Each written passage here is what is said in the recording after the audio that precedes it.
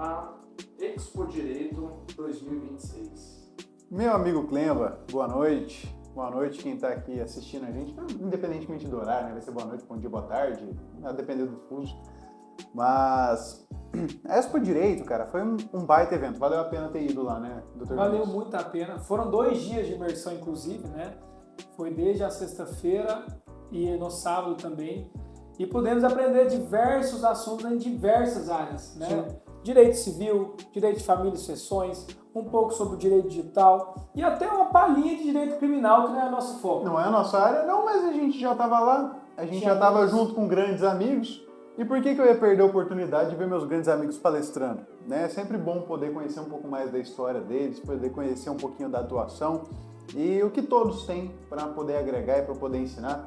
Inclusive, fazer uma menção honrosa aqui aos nossos amigos Dr. Éder Muniz, que estava lá, foi uma alegria poder estar contigo, Dr. Cícero Goulart e Dr. Giovanni Machado, o estagiário. Estagiário, tá marcado aquele negócio e a gente vai conversando. Né? Inclusive, eu sei o nome do estagiário, hein? Todo mundo conhece o estagiário, que é filho do Giovanni Machado, mas eu não posso falar, senão ele vai dar problema. Então eu vou deixar isso quieto. Cleverson não vai ficar feliz. Mas eu acho que sim, na minha visão, o principal que a gente consegue tirar da Expo Direito é a experiência, né? A experiência que você adquire com os outros. Porque eu vejo assim, que a experiência, ou você vive ela, ou você paga por ela, ou você aprende do que os outros viveram. E eu acho que a Expo Direito foi um baita de um canal pra gente aprender com o que os outros viveram, né? Concordo contigo, meu amigo. Eu acho que ficou mais do que provado que na área do direito, você conquista as coisas ao longo do tempo. E a gente vê isso pelos próprios palestrantes, pelo nível de expertise. Então não é do dia para a noite que você vai adquirir muito conhecimento. Não é do dia para a noite que você vai ganhar muito dinheiro. Pelo contrário, né? É tudo gradual, é uma escada e tem vários andares que você vai, né, pulando até chegar no nível de conhecimento que você realmente quer. E a gente aos pouquinhos vai subindo ela. Inclusive, aproveitando a deixa, como é que tá a sua rotina, doutor? Conta um pouquinho. Vamos lá, deixa eu saber da sua rotina e vamos contar pro pessoal. Porque às vezes o pessoal vê a gente na Expo Direito, vê nossos vídeos, são muito bem editados pelo Clemba, muito bem feitos. E aí o pessoal acha que a gente não trabalha, né? Conta um pouquinho. A verdade é que os bastidores aqui no escritório é muito intenso. Vocês veem, né, frequentemente nós em vídeos das redes sociais, mas a verdade é que por fora, nos bastidores, estamos sempre na ativa. Seja por meio de peticionamento, seja com reunião a clientes, seja com análise de contratos e por aí vai. Então hoje, por exemplo, na minha rotina, desde cedo eu estou organizando diversos contratos com clientes, analisando contratos. Além disso, fiz diversas reuniões também hoje de direito de família e sucessões. Isso envolve questões de partilha de bens, questões de divórcio, além de outros casos. Hoje, inclusive, doutor, um caso um pouco atípico, tive que fazer uma ANPP, que é uma audiência de acordo de não persecução penal no âmbito criminal, porque na verdade era um processo civil que respingou no criminal e ainda assim eu tive que participar. Então, para você ver que minha rotina foi muito atípica, teve diversas outras tarefas, mas que são detalhes também. E a sua, doutor Enzo, como é que foi hoje? Mas é para contar o de hoje ou porque hoje foi meio distópico a minha rotina? Hoje eu falei do meu... Até explicando para quem tá ouvindo por que eu não tô de terno e gravata. Fala, pô, que nível de folga é esse, né? Mas vamos lá, vou pedir perdão, já pedi para todos os clientes que me viram assim hoje. Segunda-feira não dá, tem que ser terno e gravata. Vamos lá. Advogado jovem, você que tá começando, meu querido, terno e gravata, você tem que vender a sua imagem. Não faça igual eu. Não faz o que eu tô fazendo. Mas eu tenho uma boa desculpa.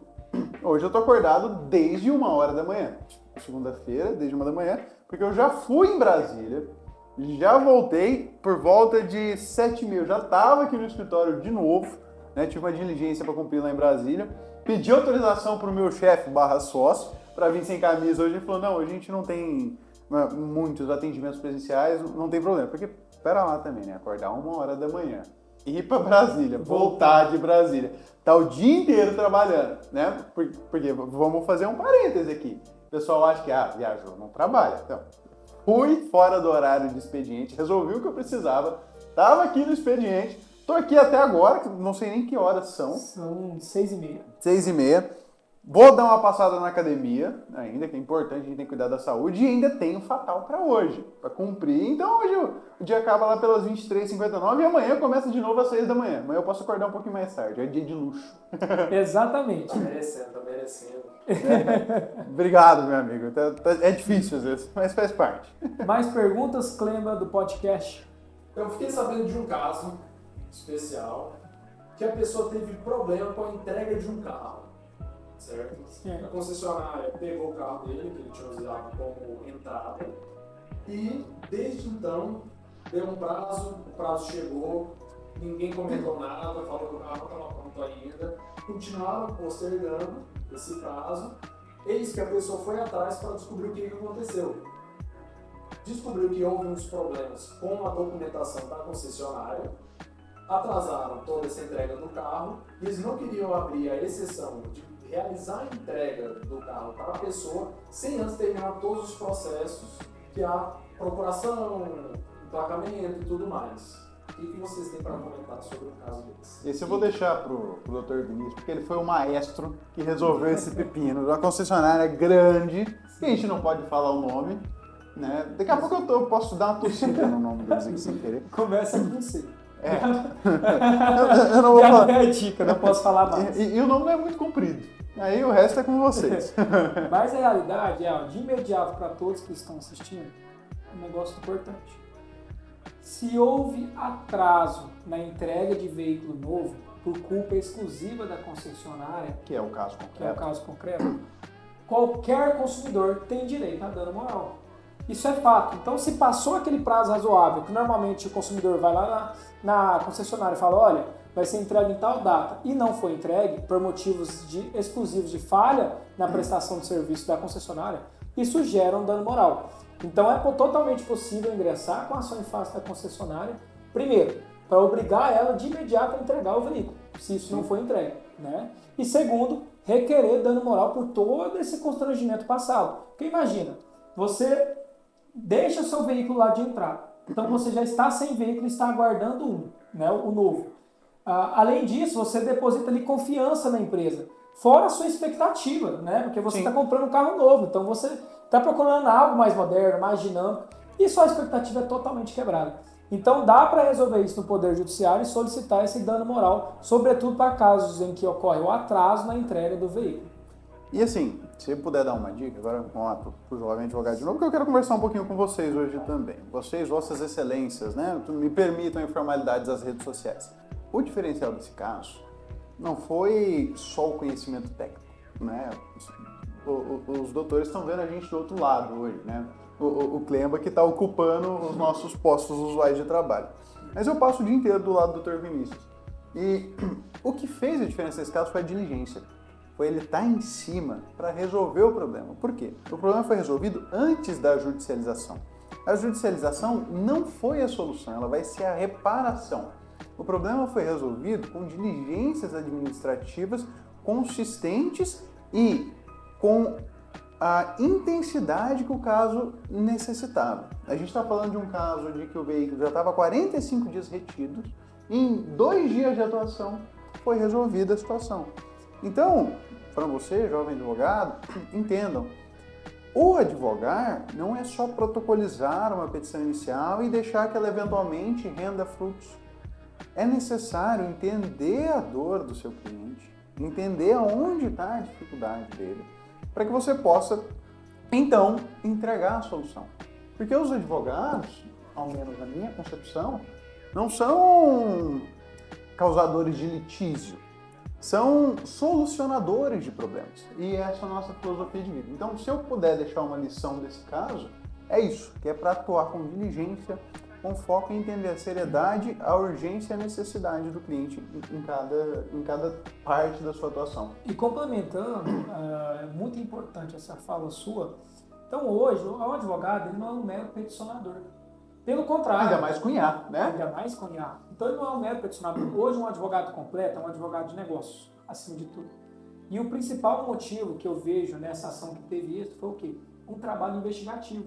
Sim. Né? Um trabalho de diligência. Então, vou dar um exemplo para todos, por exemplo, jovens advogados. Se você vai ingressar com a ação de execução no Poder Judiciário, por exemplo, em face de um credor, de um devedor, né, uma pessoa que está devendo o seu cliente, você só não vai simplesmente entrar com a ação sem antes investigar, às vezes, a vida financeira na parte contrária. Claro. Então isso é um exemplo prático que eu posso colocar na rotina do advogado. Então hoje você tem que ser rápido, tem que ser ágil e já pensar lá na frente. Com certeza, concordo contigo. E deixa eu aproveitar o gancho, eu tô gostando desse gancho, eu gosto desse negócio de falar um pouquinho da nossa rotina, que a gente não fala muito, né? Geralmente a gente só mostra a parte boa. A gente não mostra acordando cedo, trabalhando, protocolizando 10 petições iniciais por dia, a equipe, todo mundo ficando doido, num bom sentido, né? Por um grande fluxo de trabalho. Mas, deixa eu te perguntar, doutor, na sua visão hoje, como sócio de escritório, o que você tem visto do futuro da advocacia? Lembrando que somos jovens advogados, né? Falamos para jovens advogados muitas vezes, mas somos jovens advogados. E eu queria saber o que você espera para o futuro do escritório, né? Como você espera, quais caminhos seguir, o que você acha que é o que nós devemos fazer? Importantíssima pergunta, né? Porque a gente está tratando de algo aqui futuro, que às vezes o que eu vou falar não vai ser, mas pela minha visão e perspectiva do que eu tenho primeiro, um advogado futuro, como eu disse já repetindo, é um advogado de negócio. Então é que saiba fazer negócio em qualquer tipo de camada econômica, né? Qualquer tipo de empresa, qualquer tipo de pessoa física. Então esse advogado é extremamente importante. Segundo ponto, ao meu ver, que quase que está próximo ao primeiro, é o quê? O futuro da advocacia está relacionado com tecnologia. Com Isso certeza. é claro, é ou não é, doutor Enzo? Com certeza. Você vai poder falar muito bem melhor também, porque nós A falamos... gente vai dar spoilers? Não vamos dar spoilers do nosso escritório, mas tá. vamos falar um pouco do que a gente tem em mente. Mas sem dar spoiler. Sem dar spoiler. Sem contar a magnitude. Sem contar a magnitude. Mas assim, ó, você vai entender o que eu estou falando. Tá. O advogado do futuro é um advogado que saiba mexer com tecnologia. Porque hoje a tecnologia já está presente na nossa realidade. Sim. Mas no futuro próximo, quem não aderir à tecnologia e não saber utilizar, está fora do mercado. Essa é a realidade que eu passo para todos vocês. E não é só no campo do direito. Sim. Isso é em todas as áreas da vida, né? Seja engenheiro, seja, por exemplo, servidor público, tem que saber e aderir à tecnologia. Então, o escritório, né, falando agora do escritório em si, tem caminhos importantíssimos pela frente. Nós temos projetos importantíssimos que com certeza vai facilitar e dar uma agilidade para a vida de todos os nossos clientes, não é não, doutor? Agora você dá o spoiler aí sem dar o spoiler. Spoiler sem dar o spoiler. Você cada vez me complica mais. Você me lembra o Mestre dos Magos, né? Para quem é um pouco mais velho, vem, solta um enigma e tchau, obrigado, e a gente agora que se vire com o resultado. Né? Mas, enfim, fazendo uma outra referência cultural, que eu tô me sentindo completo agora. Finalmente eu terminei de assistir os 7 filmes de Harry Potter. Concluí esse final de semana. Então eu tô parecendo o Dumbledore, né? Conversando com o Harry. Faça isso, mas por quê? Não, enfim, e sem dar muita explicação das coisas, ele tem que entender. Mas a questão é a seguinte, a gente precisa entender a dinâmica da IA na nossa vida hoje. A gente teve a oportunidade na última semana, na quinta-feira, um pouco antes de ir para Brasília, percebam, fui para Brasília na sexta, voltei no sábado, fui na segunda e voltei na segunda. Mas a gente teve a oportunidade de, na quinta-feira, conversar sobre isso na reunião conjunta das nossas comissões. Foi uma reunião muito produtiva. E a gente tem que entender a inteligência artificial não como uma ferramenta. A gente também não pode desperdiçar o potencial dela. Por quê? Com o perdão da palavra, a inteligência artificial ela é tão medíocre quanto quem a opera. Então, apesar de toda a capacidade que ela tem, se o operador de IA não se capacitar, não tiver uma estrutura prévia, não tiver um desenvolvimento técnico da área que ele está querendo aplicar, a IA vai ser tão medíocre quanto o trabalho que ele já fazia anteriormente. Isso é muito superficial. Sim.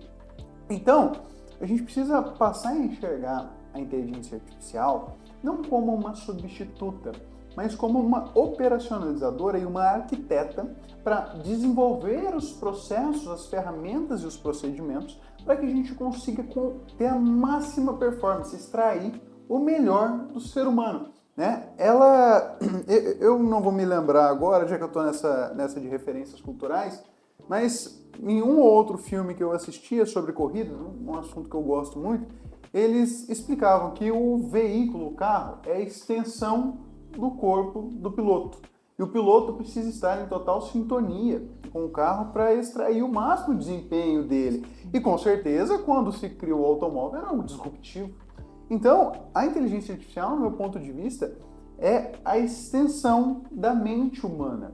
Ela não está para substituir a mente humana, mas sim para potencializar, fazer com que a gente consiga alcançar patamares antes inimagináveis e em períodos de tempo cada vez mais curtos. Mas para isso, tal como um veículo, a gente precisa entender o seu funcionamento, se capacitar a utilizá-lo e fazer o melhor uso possível da ferramenta. E eu tenho certeza que isso vai trazer uma diferença gigantesca na nossa rotina, como já tem feito, e o fará cada vez mais, que é o spoiler que eu não posso dar, e também na rotina dos nossos clientes, que a gente está falando de um nível de reviravolta, de um nível de turnover, em que, enfim, numas contas de padaria que a gente tem feito, é coisa de multiplicar a produtividade da equipe em 20 ou 30 vezes, sem perder, e esse é o principal ponto, sem perder nenhum décimo de qualidade, customização e padronização. Muito pelo contrário, fomentando cada vez mais isso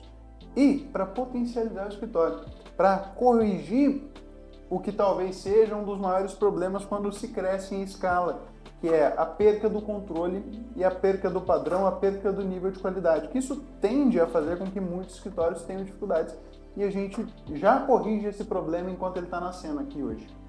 Muito bacana. Faça as palavras do Enzo as minhas, que ele falou muito bem sobre o assunto, né? E hoje é a verdade. Quem não souber pilotar a máquina, ou seja, quem não souber mexer com a inteligência artificial, vai ficar para trás.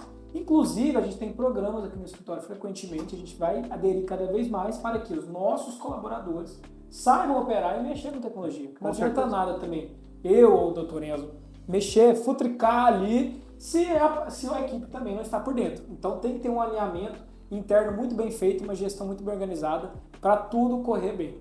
E o Clemba já sabe um pouquinho do projeto, ele já sabe o spoiler. Clemba, o que você achou? Fenômeno. Cara, isso aí vai mudar completamente a forma que o cliente entende a advocacia. Legal, legal. E tá vendo? É o que eu tô falando, mas mais pra frente a gente conta um pouco mais. Vamos soltar deixar mais. pro lançamento oficial Isso. e para mostrar tudo que isso pode fazer. Então, meus queridos, a gente caminha agora pro final. Apesar de gostar de conversar, ainda tinha muito tema para falar. A gente pode fazer um podcast de 1 hora, Cleber. Vamos organizar no próximo. A gente Vamos só mudar o nome de podcast. Podcast já foi. Já não é mais a época. A gente vai achar outro nome. Show do Serafim. Talk show do Serafim Trombella. Uma pegada meio Jô Soares. Assim, um negócio legal, dinâmico. Danilo abaixou um pouco o nível, né? O Jô Soares era mais classudo. Danilo, ele não vai me processar, que ele não é desse. Mas tá vendo? Um bom exemplo do ilustro que a gente acabou de falar. O Jô Soares, né, ele criou a ferramenta, ele tinha... Criou não, lógico, ele copiou isso de talk shows estrangeiros, mas ele tratava a ferramenta com excelência. Enquanto o Danilo traz toda a mediocridade dele para a ferramenta e trata ela daquele jeito que é próprio dele, né? E que traz o sucesso para ele também. E é um outro tipo de conteúdo que é totalmente válido. Isso. E é assim que funciona a dinâmica da inteligência artificial. Tem esses aspectos. Mas, voltando ao encerramento, antes que eu me comprometa, gostaria de agradecer a todos que estão assistindo, agradecer meu sócio, agradecer meu querido Henrique Klemba, nosso produtor, gravador e parceiro das ideias. E convidá-los a assistir, né? Se vocês gostarem, a gente tende a fazer disso uma prática comum e trazer cada vez mais questões do dia a dia. Porque não adianta a gente vir aqui ficar filosofando, a gente vai falar de escritório, falar o que a gente faz e falar o que a gente tem feito e que nos trouxe até aqui, né? Isso, e uma ideia bacana que eu tive um insight agora, esse é o episódio primeiro, pessoal. No próximo episódio, a gente pode trazer algum insight jurídico na prática do pessoal. Às vezes, algum detalhe de peticionamento, algum detalhe de gestão, uma organização do financeiro. Então vamos trazer algo na prática no próximo episódio para vocês. Então fiquem atentos que vai ser muito bacana. Vai virar uns cortes aí, como construir seu escritório do zero. Isso. Mas da vida real. Até a próxima.